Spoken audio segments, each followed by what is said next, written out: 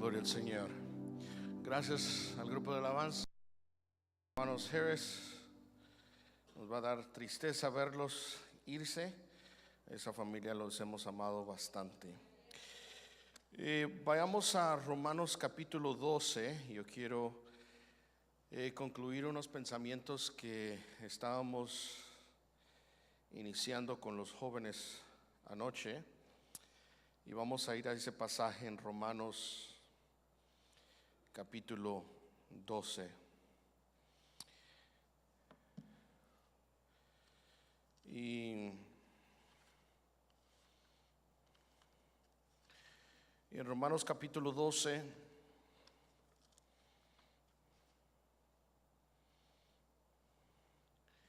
vamos a leer el versículo 1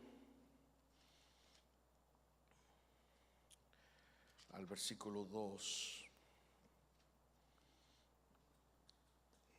Y cuando lo tenga, puede decir amén. Gracias, hermano. Yo voy a leer de la versión de la Biblia de las Américas, que puede ser un poco distinto a la versión de la Reina Valera o aún de la nueva versión internacional. Y voy a darles a entender por qué diferentes versiones son tan importantes de verlas, especialmente en este pasaje, específicamente en este pasaje. Y les voy a tratar de describir por qué es lo importante de ver diferentes versiones y cómo los eruditos interpretan y traducen del griego al castellano, que sería el español, diferente. Y vamos a ver estos argumentos importantes. Dice la palabra de Dios en Romanos capítulo 12: por consiguiente, hermanos, os ruego por las misericordias de Dios que presentéis vuestros cuerpos como un sacrificio. Ahí está el sujeto. Gramaticalmente está hablando que este es el punto que nosotros deberíamos de ofrecer a Dios. Es un sacrificio. Y dice, y comienza con un verbo. La palabra gramaticalmente el verbo es una palabra que da acción. Y entonces dice, el sacrificio tiene que ser vivo. Y luego vienen dos adjetivos. Esos adjetivos básicamente están describiendo qué clase de sacrificio. Entonces tenemos tres palabras que están describiendo el sacrificio que se tiene que ofrecer a Dios. El sacrificio tiene que ser, número uno, vivo, santo, y esta versión dice aceptable o agradable. Esta es la clase de sacrificio que Dios está esperando. Y mire lo que dice. Esta versión dice, esto es vuestro culto racional. Otras versiones van a decir, este es nuestra adoración espiritual. Versículo 2 dice, y no os adaptéis o conforméis a este mundo, sino transformados. Es una palabra en griego, es metamorfosis. Diferente a la transformación, y muchos de nosotros hemos entendido esta transformación en un aspecto interesante, porque lo podemos nosotros aludir a las películas de los Transformers, y tú te vas a reír, y el asunto es de que esto es lo que está aludiendo, es de que hay una transformación. Por eso usamos la palabra transformador, quiere decir que se está transformando, pero la palabra metamorfosis es la palabra que la transformación comienza de adentro hacia afuera, no al revés.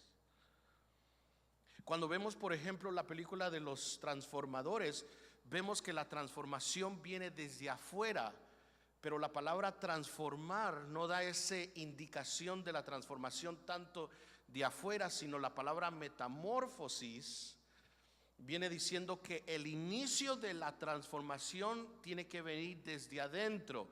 Entonces, en vez de usar la palabra y aludirla a la película de los transformadores, yo creo que la misma naturaleza nos da una mejor forma de entender esta palabra metamorfosis.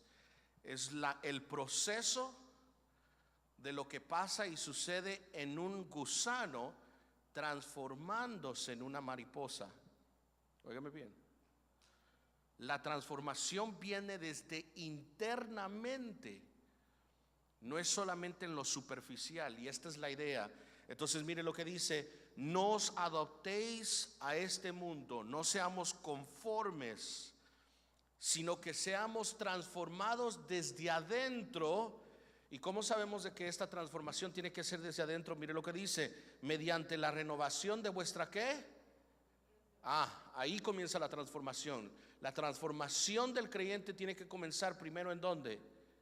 En la mente. Y óigame bien, esta es la enseñanza, que la mente es lo que realmente gobierna. En otras palabras, cuando viene un verdadero cambio, la transformación primero viene internamente, no de afuera. ¿Cuántos me están entendiendo? Por eso, padres, yo quiero que me entiendan, esto es bien importante. Cuando tú tienes hijos inicialmente y tú le dices al hijo: compórtate, siéntate, aquí no hables, en el restaurante no se abre, no se habla fuertemente, o no digan malas palabras. Eso podríamos decir, es un cambio de comportamiento exteriormente.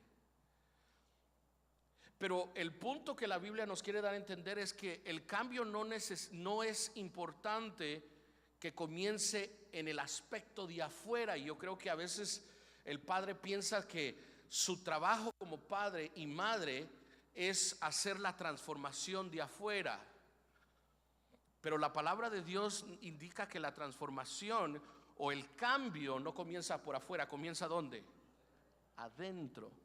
Entonces tú puedes tener un hijo que la transformación le puedes hacer leer la Biblia, pero si su corazón no ha sido cambiado por el Espíritu, es un hijo que por afuera tiene todos los manerismos o los modismos de un aparente convertido, pero en realidad, ¿sabes cómo llamamos a una persona que por afuera, externamente, es capaz de obedecer todas las leyes, pero no hay transformación de corazón? Un religioso.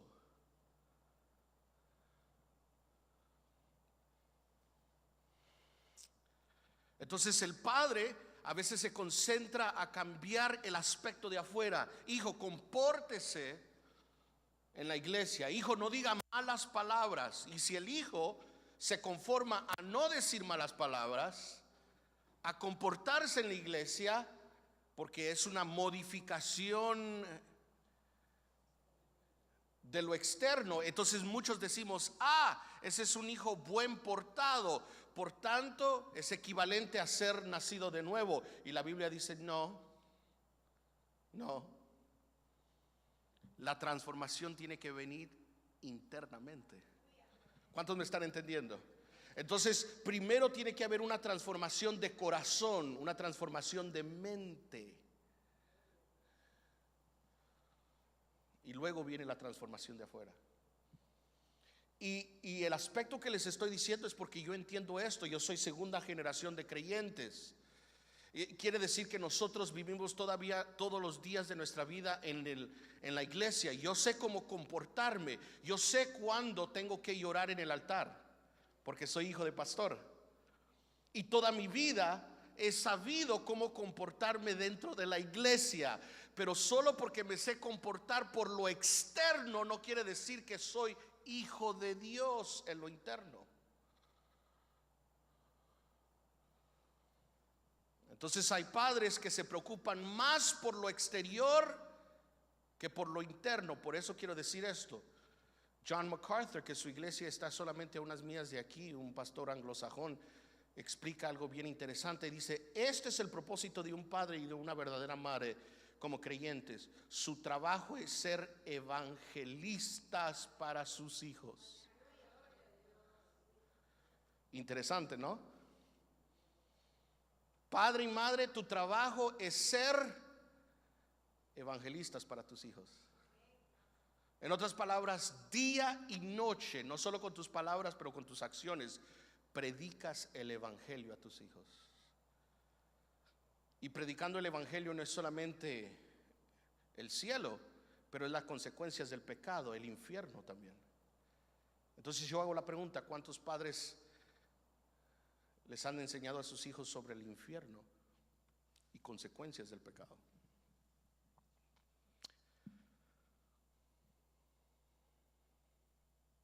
Hermano Gerson, yo pensé de que mi trabajo como padre era guiarlos a sus estudios. Eso es secundario. Yo pensaba que era formarlos para ser ministros. Eso es secundario. Lo primario es de que tiene que ver la transformación por el Espíritu Santo vía el evangelio. Es que el Espíritu Santo es lo único que transforma la vida, mi hermano. No hay exhortación, no hay instrucción de un padre que transforme la vida. Es como aquel ejemplo que decían de aquella jovencita que su padre le decía: hija, venga y siéntese aquí. Y la nena decía: no quiero. Y su padre dice: venga y siéntese aquí. No quiero. Y el padre, siendo un hombre grande, le dijo: no le voy a decir tercera vez, siéntese aquí. No quiero. La viene y la agarra, fuerza externa, y hace un cambio. Viene y la pone y la sienta y le dice: siéntese aquí. Y ella dice: estoy sentada, pero por adentro estoy parada. Quiere decir que por afuera, hermanos, padres, ustedes pueden hacer cambios externos, pero eso no quiere decir que has cambiado el corazón.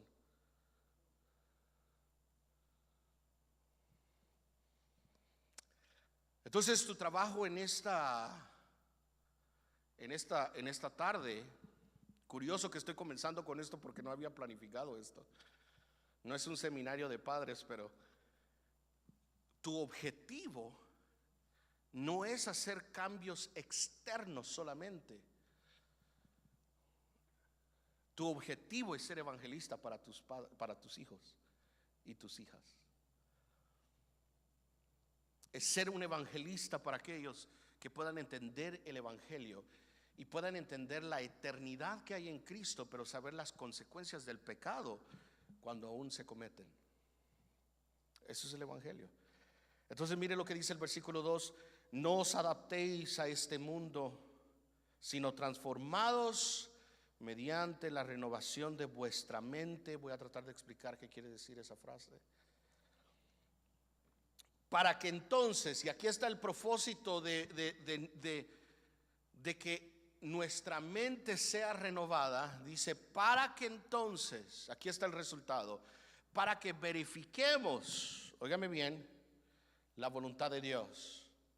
Y la voluntad de Dios tiene tres aspectos. En otras palabras, estos tres adjetivos no son como, yo he oído a personas decir que estos adjetivos son como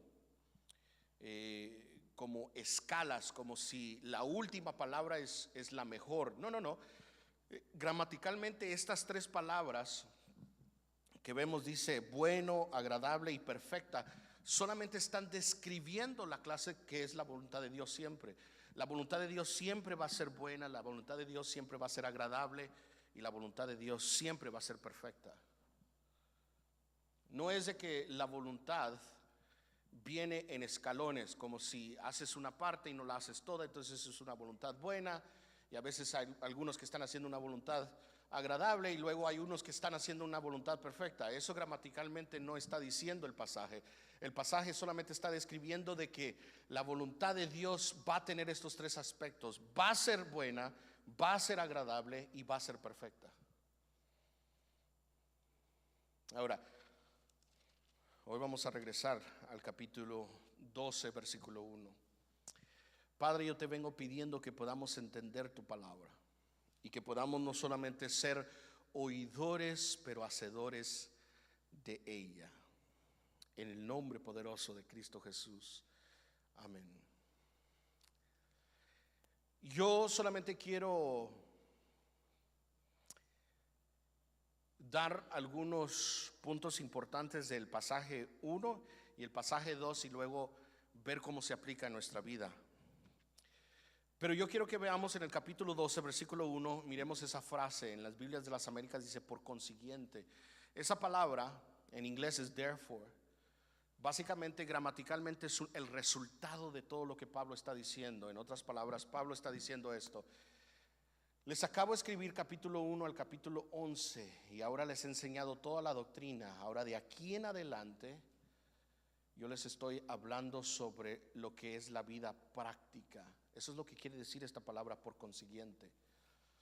En otras palabras, Pablo está diciendo esto por lo que sigue, por la vida práctica.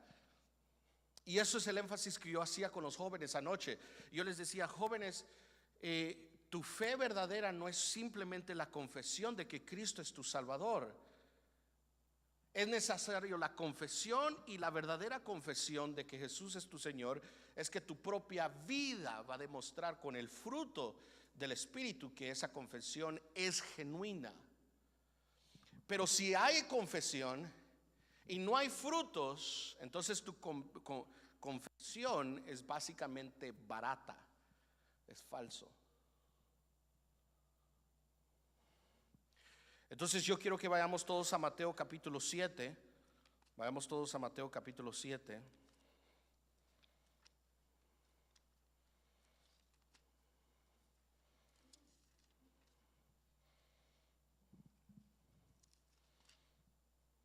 Y vayamos todos al versículo 20.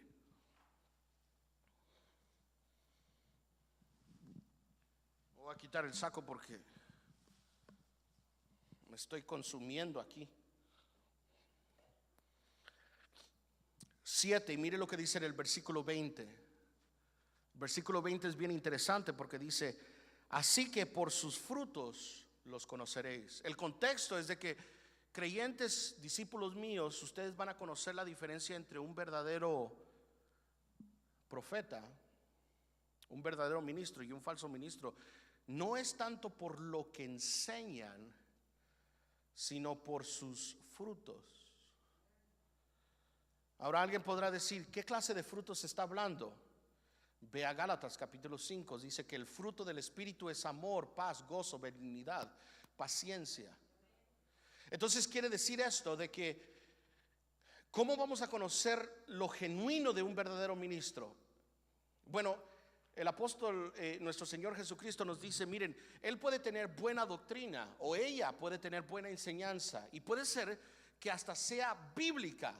2, en el mismo pasaje nos va a enseñar de que puede hasta venir autoridad sobrenatural, enseñanza correcta y aún autoridad sobrenatural para hacer milagros. Y ahorita vamos a ver este pasaje. Pero dice: pero aquí es donde concierne, gracias mi hermano, donde concierne la identidad de un verdadero ministro. Y dice: ¿cuál es el fruto que produce esa persona?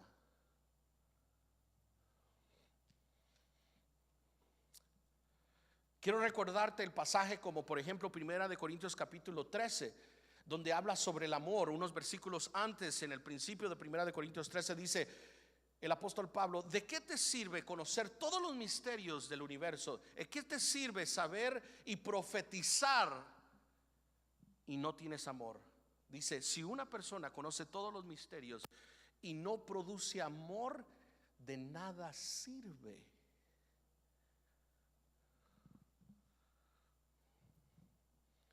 Hay algo bien interesante porque da una foto. El apóstol Pablo dice: es un címbalo que solamente retiñe. En otras palabras, esa palabra de retiñir simplemente es agarrar un címbalo y sin propósito. Es solamente cuando un bebé agarra y empieza a pegarle al címbalo. Es algo que retiñe, pero no hay propósito, no hay ritmo. Entonces Jesús está diciendo: miren, van a venir personas que tienen buena doctrina, que aún tiene poder sobrenatural, y aún va a venir confesando que yo soy su Señor. Mire lo que dice en el versículo 20. Así que por sus frutos los vas a conocer. Esto es donde deberíamos de conocer. Y no solamente al ministro, pero al verdadero cristiano.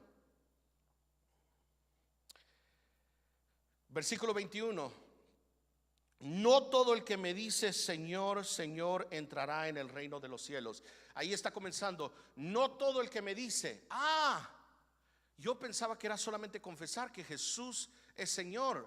Eso es lo que dice Romanos. Confesar con tu boca, creer en tu corazón que Jesús es Señor, serás salvo. Y entonces viene el Señor y dice aquí en este pasaje, es verdad, la confesión es importante. Pero esa confesión, óigame bien, esa confesión se va a validar. Esa confesión se va a hacer genuina cuando el Espíritu comience a producir el fruto del Espíritu. Óigame bien. Entonces, ¿cómo sabemos que esa confesión es genuina? Bueno, lo que está describiendo el Señor Jesucristo es que cuando confesemos de que Jesús es Señor, el Espíritu entra y el Espíritu comienza a transformarnos de adentro hacia afuera y comenzamos a producir fruto.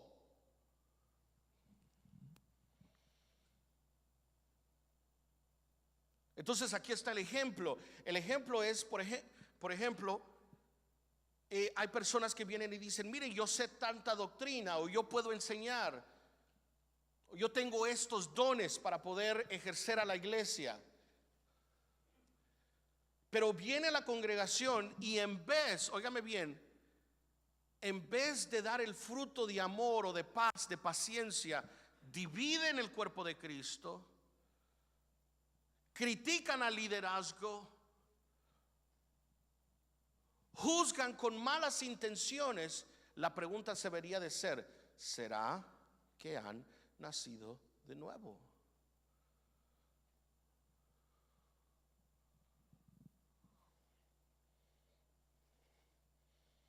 Entonces cuando hay hermanos que me dicen, mire hermano, yo tengo esta cierta doctrina, yo entiendo esto de la palabra, yo digo, muy interesante. Mire, Dios me ha usado para poder evangelizar a este país, para ir a evangelizar, es muy interesante. Pero ahora veamos el fruto.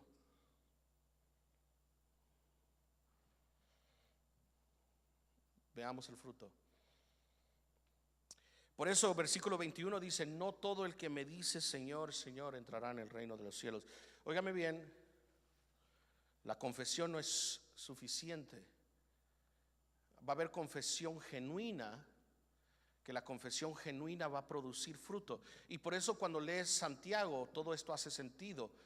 Porque en Santiago está este mismo lenguaje de que la confesión tiene que ser genuina, pero tiene que llevar fruto. Solamente que Santiago lo dice diferente. Él dice, si tu fe no produce obras, tu fe está ¿qué? Muerta.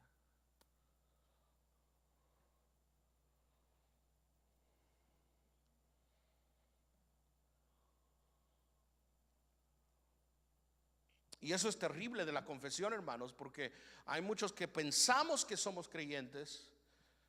Nuestra confesión nos engaña. Porque en el pasaje dice, en ese día me dirán Señor, Señor. Esa repetición de esa palabra Señor, Señor, curios, curios, Lord, Lord, es una expresión de que ellos consideraban que Jesús era su Señor. ¿Sabes qué es lo que me da preocupación? Y le decía a los jóvenes ayer, esta gente pensaban que tenían una relación con Dios. ¿Y sabes cuándo viene esta confesión? Esta confesión no viene aquí en la tierra. Esta confesión viene cuando Jesús está juzgando a las naciones, cuando Jesús está juzgando a todo el mundo. Es el momento antes de entrar al reino eterno. Versículo 21, no todo el que me dice Señor, Señor entrará en el reino de los cielos, sino el que hace la que. Ahí está, ahí está, ahí está. Ese es el fruto, el que hace la voluntad.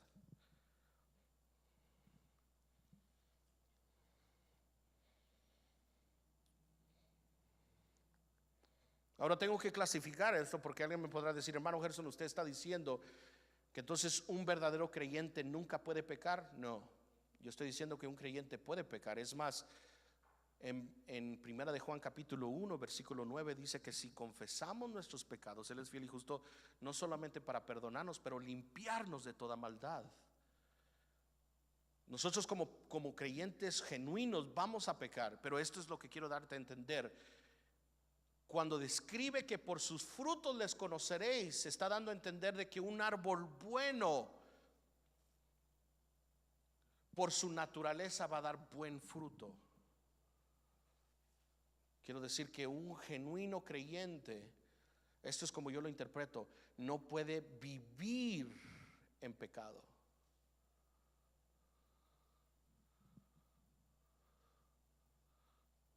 No puede.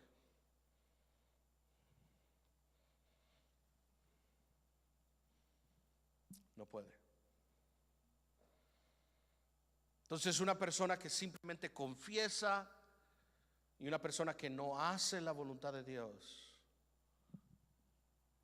tenemos que pensar dos veces. Dos veces. Versículo 22 dice, muchos me dirán. Interesante esa palabra porque no dice pocos. ¿Cuántos dice? Wow, muchos es más que la mitad, hermanos.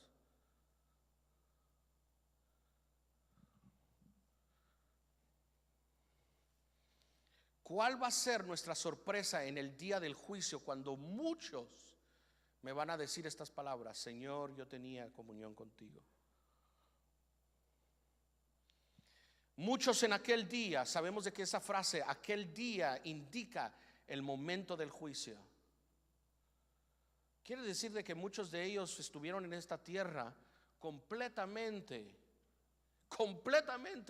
pensando y asegurados de que ellos eran creyentes, y va a ser hasta el día del juicio que se van a dar cuenta de otra cosa. Y dice muchos.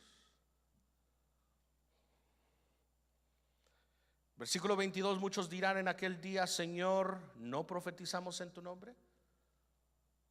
Yo hago la pregunta, ¿cuántos aquí han profetizado en esta congregación? No levanten su mano.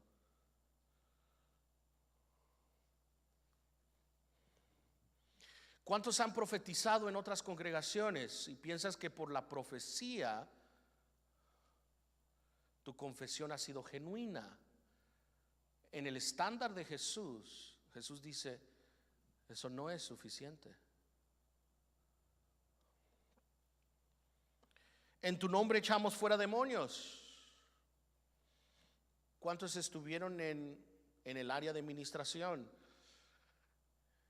¿Cuántos realmente dijeron, bueno, echamos nosotros fuera demonios? Y hay algo curioso. Hay personas aquí que probablemente me dicen, hermano, ¿cómo es posible? ¿Cómo es posible de que estas personas nunca tuvieron un encuentro con Cristo, pero pudieron hacer milagros? Y yo digo, jóvenes o hermanos, tú que dices eso, puedes decir, ¿cómo es posible de que puedan hacer milagros como echar fuera demonios y hacer milagros y no ser genuinamente creyentes? Claro que sí.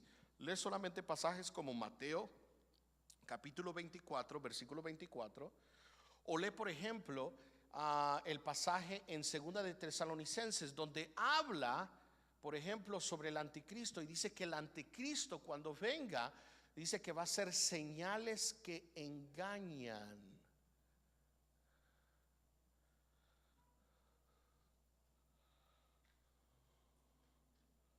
Entonces los falsos maestros van a tener poder, y ese es poder legítimo, pero es solamente un poder satánico.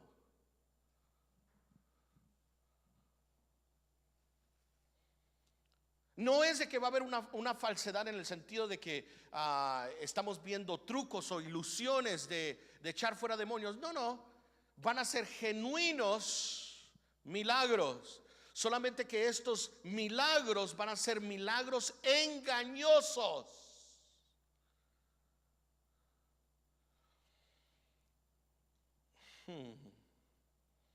Yo hago la pregunta, ¿será, hermanos, que nosotros hemos experimentado ministros, óigame bien, donde esos ministros realmente no han tenido un encuentro con Cristo, pero han hecho milagros que para nosotros son milagros genuinos, pero en realidad son milagros hechos por el mismo Satanás.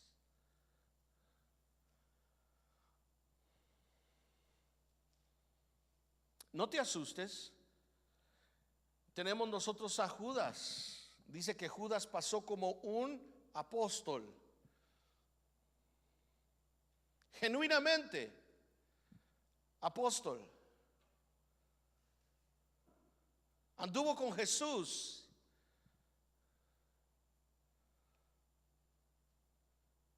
Y lo tremendo es de que básicamente cuando Jesús habla sobre la elección de Judas, dice particularmente esto: entre los 12 se ha escogido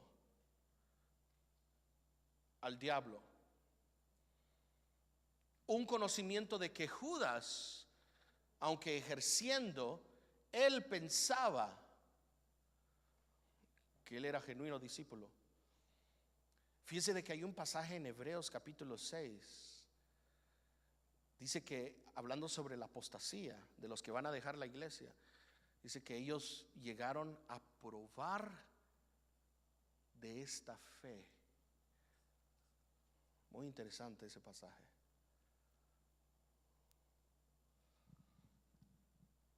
Quiere decir que va a haber gente que va a entrar y va a poder probar de lo que tú y yo estamos experimentando, pero eso no quiere decir de que son hijos legítimos.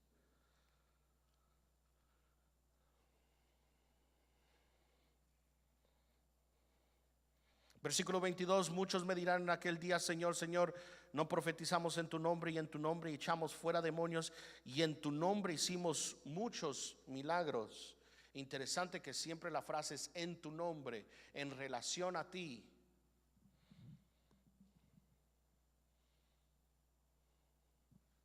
Nuestro hermano Otto,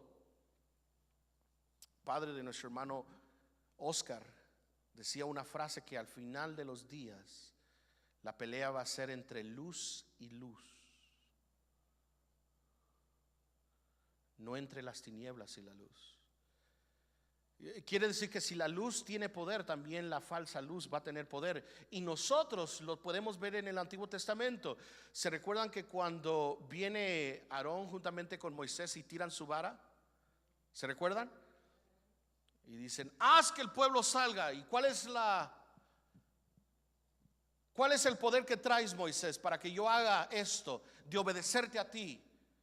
Le entrega la vara a Aarón, y Aarón viene y la tira y se convierte en serpiente. Y Faraón se sienta y dice: ja, ja, ja, ¿tú crees que eso me espanta? Traigan mis magos. Y vienen los magos y hacen exactamente lo mismo.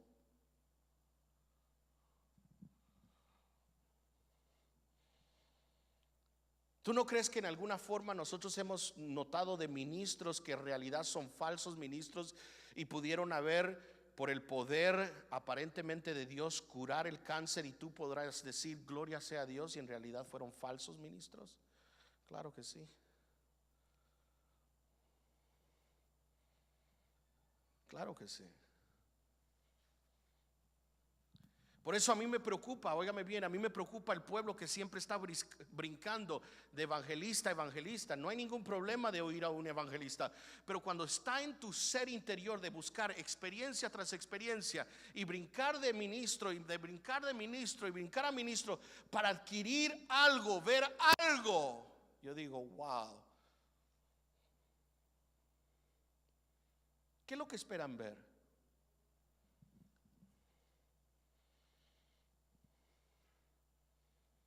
¿Qué es lo que esperamos ver?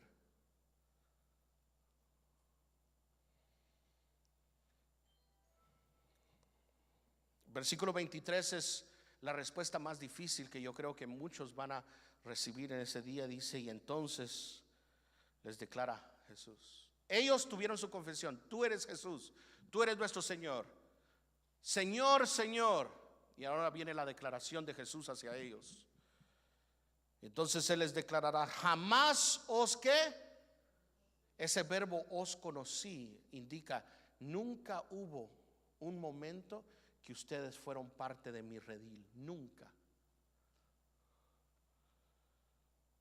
En otras palabras, no está hablando de apostasía, no está hablando que estuvieron en la iglesia y de repente se abandonaron, y por eso Jesús les está diciendo, oh, es que lo que pasó es que ustedes no entendían, ustedes me abandonaron cuando ustedes habían conocido de mi nombre. No, no, no, lo que está diciendo es esto, fíjense, ustedes desde el inicio pensaban que eran parte de mi red, ustedes pensaban que eran parte de mis discípulos, pero yo quiero confesarles, ustedes nunca fueron parte de mi grupo.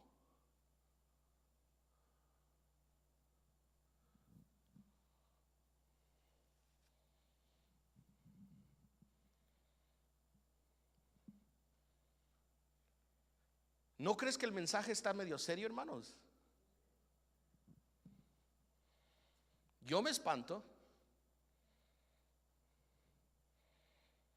Y lo más es esto, el versículo 23 dice, entonces declarará él, jamás os conocí, mire lo que dice, apartados de mí los que practicas la iniquidad, maldad. ¿Cómo estaban practicando maldad si estaban haciendo milagros y echando fuera demonios? Esta es la maldad.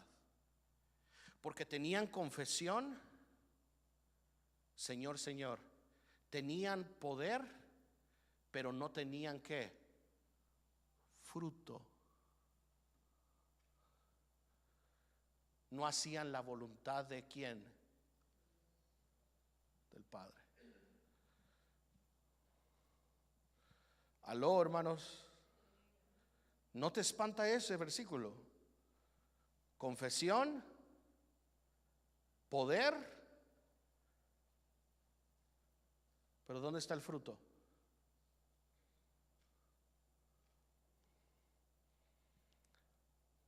Y mire lo que dice el versículo 24, esto es interesante. El versículo 24 dice, por tanto, cualquiera que oye estas palabras mías y las pone en ¿qué? Ahí está, ahí está, ahí está. Ahí está, esos son sus verdaderos discípulos de Jesús.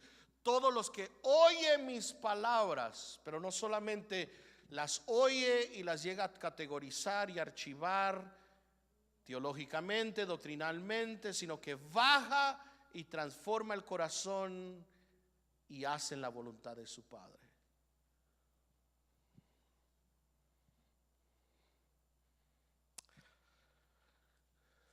Nosotros no somos Dios. Yo no puedo juzgar tu corazón, tú no puedes juzgar mi corazón, tú no puedes juzgar, pero ¿sabes lo que Dios dice? En este pasaje dice, solo observa el fruto. Observa el fruto. No te está diciendo que tú hagas un juicio de saber si ellos son si ellos son convertidos o no. El Señor solamente te está diciendo, cuida de los falsos maestros. Y particularmente del falso creyente, dice, solo observa su fruto.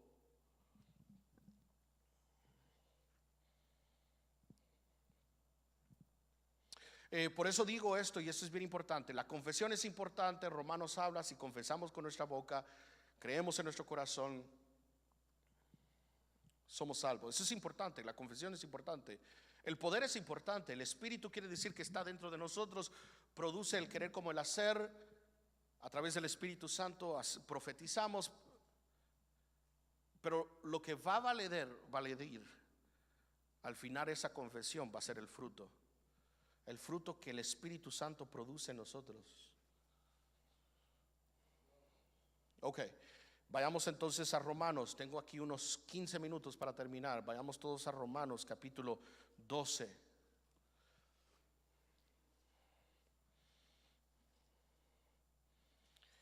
Por consiguiente, entonces Pablo va a decir lo que estamos hablando ahorita. Esta es la verdadera forma de saber que si somos hijos de Dios, es por lo que sigue. ¿Será que vivimos todo lo que estamos aprendiendo? ¿Será de que estamos practicando? Esto es lo que quiere decir la palabra por consiguiente. El resultado de toda la doctrina que les he enseñado desde el capítulo 1 hasta el capítulo 11, el capítulo 12 torna todo y dice ahora, yo necesito que lo pongas en práctica. Por consiguiente, hermanos, os ruego por la misericordia de Dios que presentéis. Esa palabra presentar, esa palabra en inglés to offer, solamente indica algo, indica que entonces somos sacerdotes. ¿Cuántos sabemos que somos real sacerdocio? Quiere decir que como hijos de Dios, nuestro trabajo como hijos de Dios es vivir como sacerdotes. Eso es lo que quiere decir presentad. Y esto es bien importante. El sacerdote en el Antiguo Testamento, hermanos, en la forma que él se acercaba a Dios, era siempre presentando una ofrenda. Óigame bien. En el Antiguo Testamento el trabajo del sacerdocio tenía tres funciones, y ayer con los jóvenes lo estábamos viendo. Uno, enseñaba al pueblo de Dios la ley de Dios, enseñaba cómo hacer los sacrificios, enseñaba al pueblo cómo se tenían que mantener puros. Número dos, el sacerdote cuidaba de los muebles del tabernáculo como del templo de Salomón. Esa era la función, por ejemplo, de los gersonitas, de donde viene mi nombre. Era una estirpe de los levitas. Pero tenemos a los coatitas y tenemos a los meraritas, que básicamente de entre ellos, de los coatitas, venían los músicos. Pero había una línea de los sacerdotes que era superior a los sacerdotes comunes. Y esos eran solamente los sumos sacerdotes. Y para ser sumos sacerdotes tenías específicamente que venir de la línea de Aarón. Tu padre tenía que ser Aarón, o tu abuelo, bisabuelo, tatarabuelo.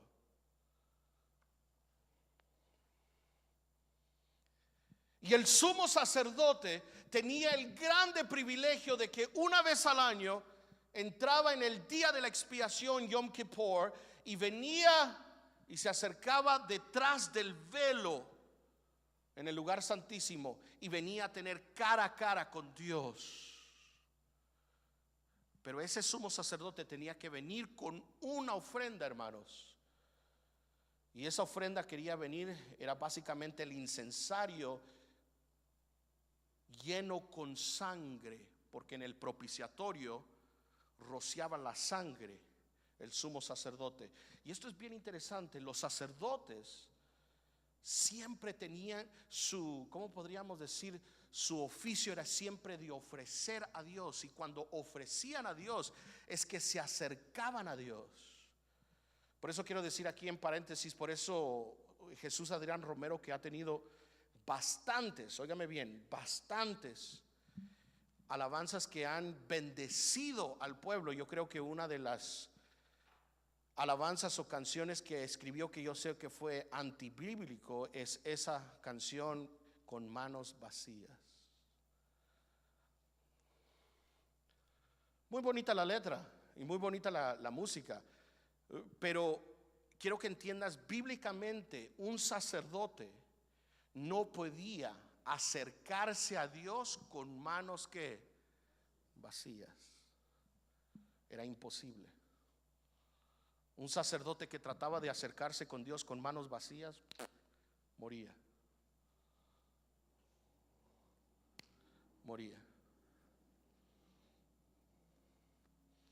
Entonces, si tú miras el pasaje que estamos viendo aquí, el pasaje nos está diciendo, como sacerdotes tenemos que presentar, tienes que estar ofreciendo a Dios. Y ofreciendo a Dios, esto indica de que te estás acercando a Dios. Entiende, esta es la idea de una persona que realmente ha nacido de nuevo. ¿Cómo sabemos de que él se está acercando a Dios? ¿Cómo sabemos que él se está acercando a Dios? Es que viene y está presentando algo a Dios. Y lo que Dios está queriendo que presentéis es vuestros ¿qué? ¿Vuestros qué, hermanos? Vuestros cuerpos. Y esa palabra soma en el griego no quiere decir solamente este cuerpo físicamente. Está usando la palabra cuerpo para indicar todo tu ser, toda tu vida. Tu cuerpo, tu alma, tu espíritu, tus emociones, tus deseos, tus metas, tus preocupaciones. Dice, eso tiene que ser ofrecido a Dios siempre. Entonces estamos tomando el lugar. Pablo dice, para ser un verdadero creyente, tu propósito es ser sacerdote, presentando tu cuerpo. Y lo más interesante es que estamos presentándonos a nosotros mismos. Somos, en otras palabras, un dúo trabajos. Somos el sacerdote, pero también somos la ofrenda.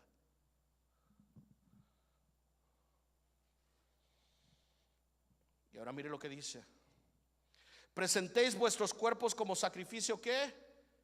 Vivo. Y ayer en la noche hacíamos el énfasis. ¿Qué quiere decir vivo? Es algo diferente al Antiguo Testamento, porque en el Antiguo Testamento tú matabas una oveja y en el altar la palabra sacrificio quiere decir matar, to kill, quedaba sin vida. Hoy el sacrificio es que el sacrificio tiene que ser algo vivo. Y yo simplemente explicaba anoche de que este sacrificio vivo es algo simple. La imagen para un creyente es que tú y yo tenemos que morir todos los días de nuestra vida.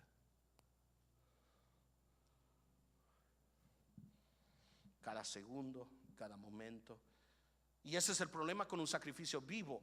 Ponte en la mente la imagen de un altar y el sacrificio que es vivo. ¿Qué es lo que quiere decir? El sacrificio que está vivo siempre se quiere zafar del altar, ¿sí o no?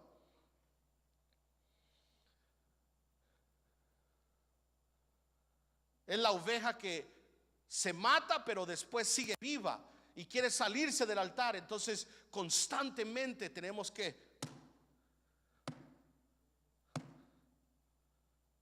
ese sacrificio vivo. Constantemente estás teniendo que morir a tus propósitos. Hermanos, ¿a quién le gusta morir todos los días?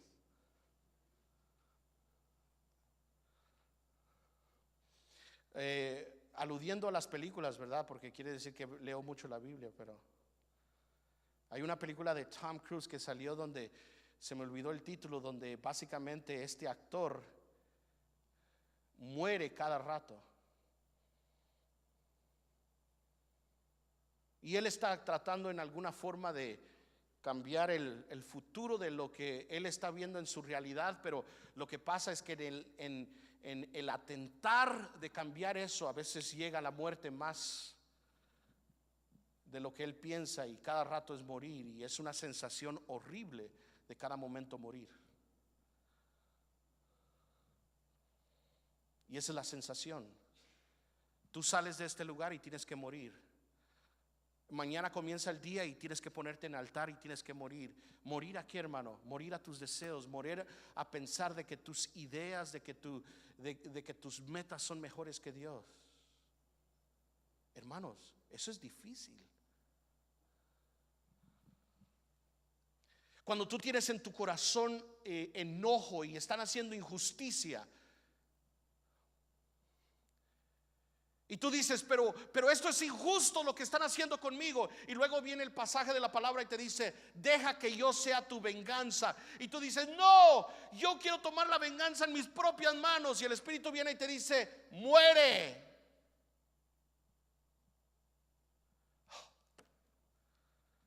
¿Es difícil? Claro que sí. Claro que sí. Claro. ¿Quién no quiere justicia? ¿Quién no quiere que Dios haga caer fuego del cielo para que sean justificados? Y el Señor viene y te dice, oye, deja que yo pelee tus batallas. It's unfair, God. And he says, you have to die to self.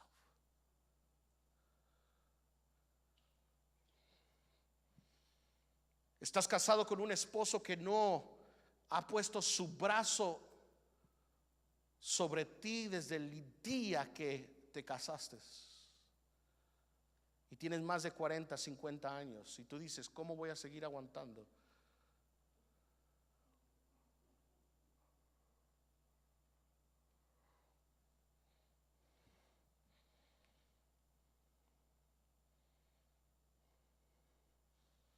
Y él viene y él dice: perdóname, nena, negrita, como te quiera decir. Y tú internamente lo amas, pero el problema no es de que lo amas, el problema es de que ya has guardado resentimiento y amargura contra él. Y eso es lo que ha destruido tu vida. ¿Y sabes lo que Dios te dice? Rinde esa amargura.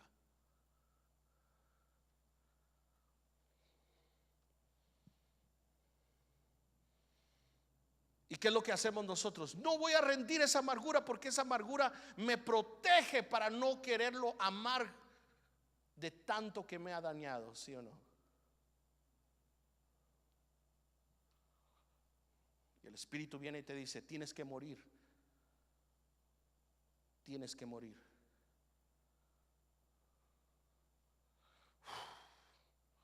Eso está fuerte, hermanos. Eso está muy fuerte. ¿Cuántos hijos están aquí que están amargados con sus padres? Porque su padre se divorció de su propia madre. Porque su madre no quiso nada con ellos y los abandonó. Y ahora son jóvenes de 30 años y en todo su corazón no quiere nada con mujeres. Y si no quiere nada con mujeres, solo se mete con las mujeres para usarlas, para dañar a esas mujeres, porque una madre lo dañó a él desde niño.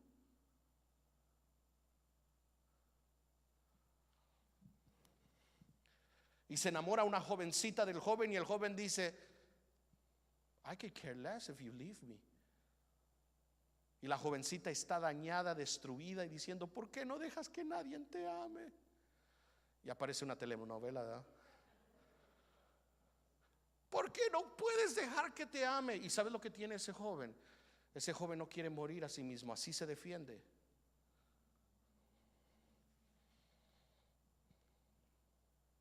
Yo nunca voy a dejar que otra mujer me dañe a mí.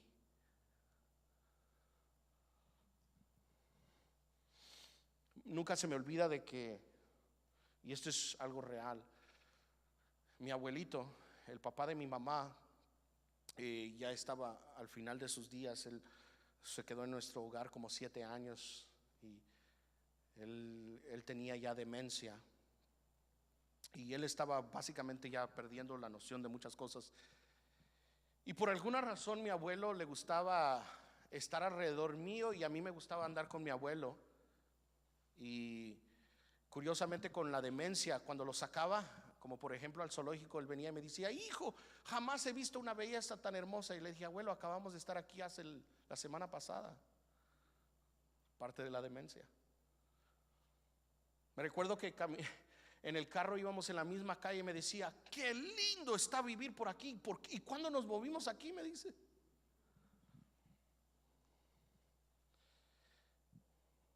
Al final del tiempo le dije: abuelito, ¿te puedo hacer una pregunta? Claro que sí. ¿Por qué nunca amaste a mi abuelita? ¿Por qué la golpeabas? Si mi abuelita era bella, hermosa, dentro por afuera, siempre fue una mujer de casa, fue una mujer limpia, fue una mujer templada. No te quiero contar todo lo que me contó, pero mientras derramaba lágrimas me dijo: yo siempre me he hecho esa misma pregunta, mi hijo, pero lo único que me recuerdo es la escena cuando yo le gritaba a mi madre: madre, no te cases con ese hombre que iba a ser su padrastro. Y su mamá básicamente le dijo esto: pase lo que pase, yo estoy enamorado de ese hombre y con ese hombre yo me voy a casar.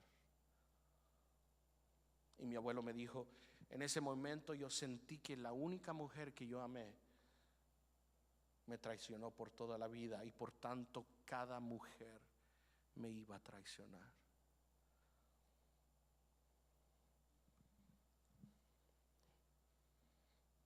Triste, ¿no?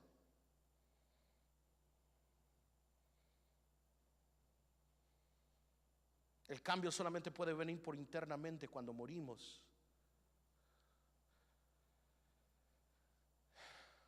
Y el Espíritu de Dios nos dice constantemente: hay que morir. Y ¿sabes cuándo vienen el morir? Vienen en comentarios o en palabras tan simples. Cuando el Espíritu viene y el Espíritu te dice hay que morir, y tú simplemente quieres decir, pero ¿cómo muero? Y él simplemente decir, te tienes que disculpar. ¿Cuánto nosotros nos disculpamos cuando cometemos pecados? Y solamente decimos, bueno, yo voy a orar en la noche y le voy a pedir perdón a mi Dios. Dios me sabe, conoce mi corazón. Y el Espíritu Santo viene y te dice, no, mueres simplemente disculpándote. Y entonces vienes enfrente de la persona y dices, mira, quiero hablar contigo. Y te dicen, sí, hermana, ¿qué pasó? Sí, hermano, ¿qué pasó? Y no pueden ni sacar las palabras. ¿Sabes por qué eso pasa? Porque no queremos morir. No queremos morir. Entonces, cuando no queremos morir, no se produce el fruto de amor, no se produce el fruto de paciencia, de benignidad, de gozo.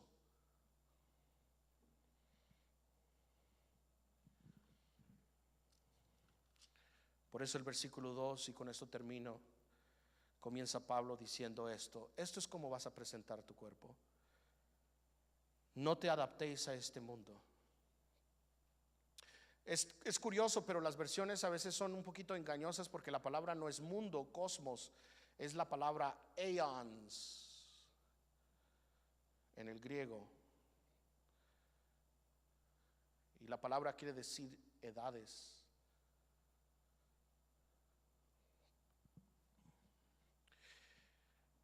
Este mundo, hermanos, tiene un sistema en que trabaja.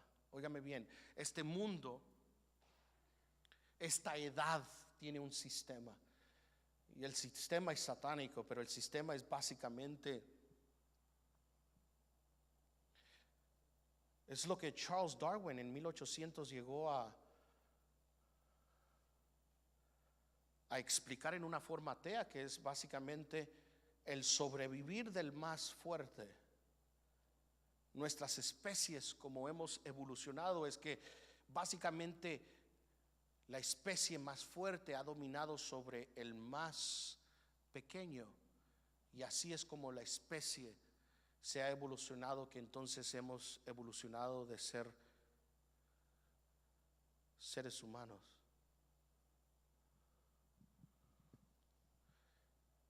Entonces el apóstol Pablo dice, no os adaptéis, no os conforméis a este siglo.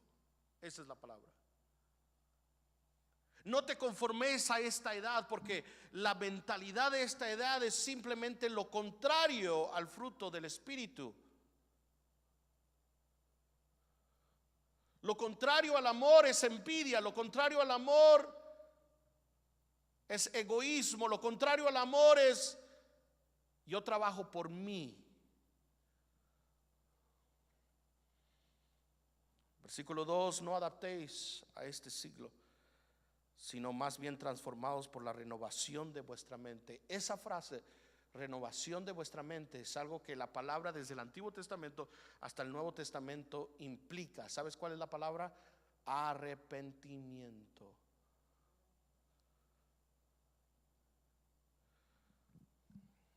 Hay un pasaje en Mateo capítulo 4, y con esto estoy terminando.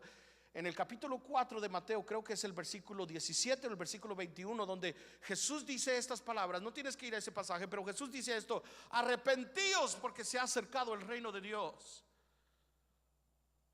Ahora, por 1000 años en la Iglesia Católica, la versión que usaban para estudiar la palabra de Dios era el idioma latín, el latín.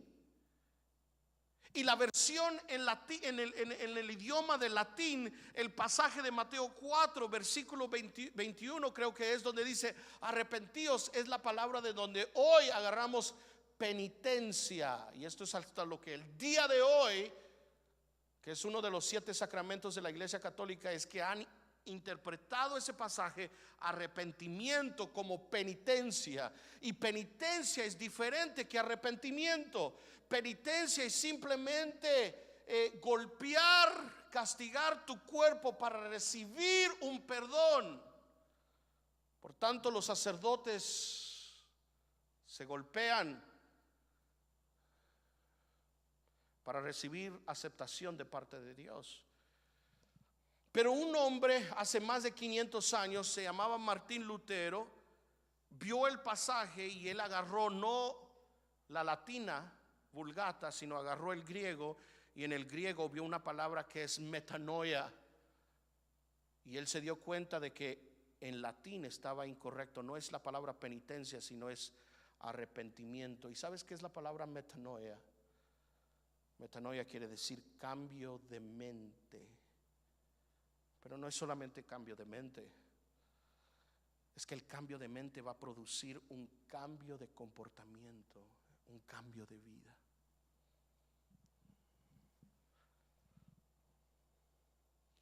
Martín Lutero, cuando puso sus famosas 95 tesis en el castillo de Wittenberg, la primera tesis dijo básicamente esto: la vida de un cristiano es arrepentimiento. El arrepentimiento, mi hermano, no es solamente cuando fallamos, óigame bien, cuando fallamos delante de Dios. El arrepentimiento es un cambio de mente, es algo que tenemos que tener todos los días de nuestra vida.